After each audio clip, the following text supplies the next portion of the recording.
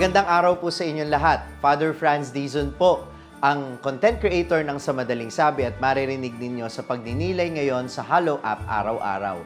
Ako din po ang kasalukuyang parochial vicar o katuwang na pari dito sa Baraswain Church. At inaanyayahan ko kayo na tangkilikin itong aming desk calendar at wall calendar for 2024, ang Sa Madaling Sabi calendar.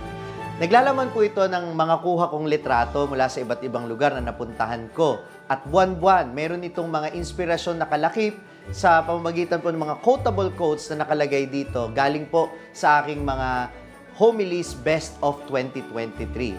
Kaya ano pang hinihintay po ninyo, bilhin po ninyo yung kalendaryo na ito at makakatulong din kayo sa ating Diocesan Media Ministry dahil may pinapatayo po kaming Diocesan Media Center.